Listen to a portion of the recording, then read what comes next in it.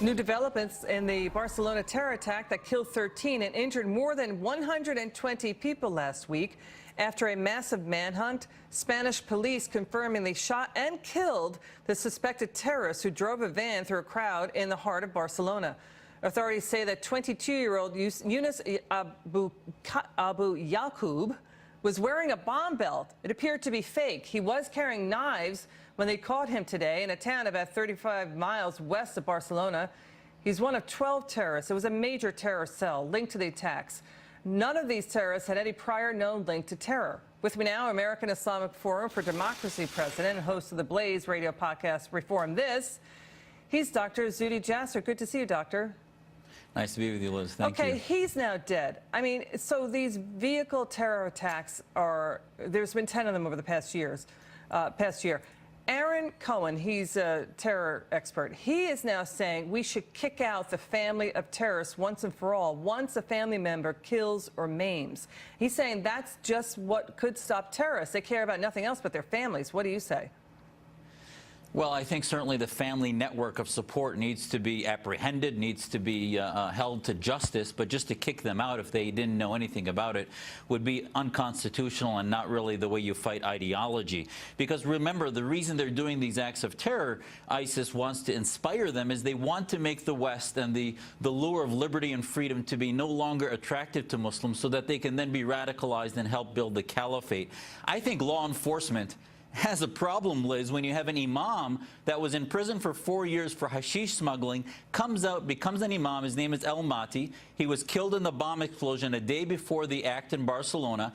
This guy was not being monitored. So when law enforcement is not monitoring a guy who had been in prison, who comes out spewing ideas I'm sure are anti-Semitic, anti-Western, and then has a cell of 12 people that were following him, that is a problem in law enforcement, and that they're simply focusing on behavior, vehicular jihad, knives, etc., rather than following ideology. That's where we need to be focusing our resources. Yeah, 120 canisters of a form of gas. I mean, this is going to be a major attack.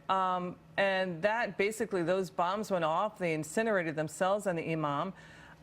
It could have been even worse, doctor. I mean, ISIS has openly called for vehicles to be used in terror attacks like in Barcelona. It keeps going on. How do you shut down imams then?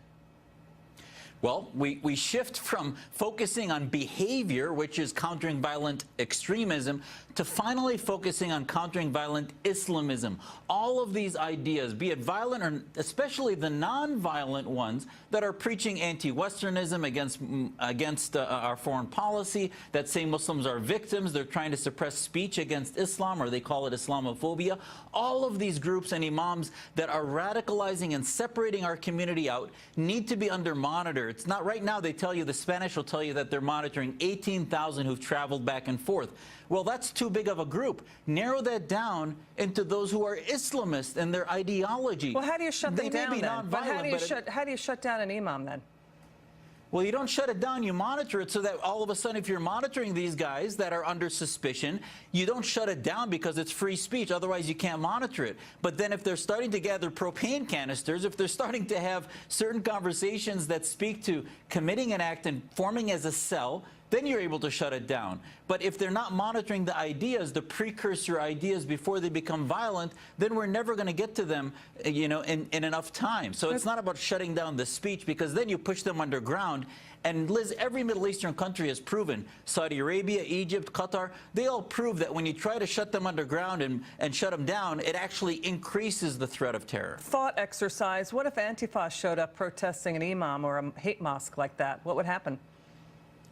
Well, it would be an alignment of the planets, and that, you know, the bottom line is that, you know, hate speech needs to be spoken against, and these guys don't care about national security. The Antifa folks only want to use partisan politics. The bottom line is, if they truly cared about fascism, they would be exposing the anti-Semitic imam in Southern California that you and I talked about last week, or the anti-American imams that speak out against our policy. But they're not about fascism. These guys are about political one-upsmanship.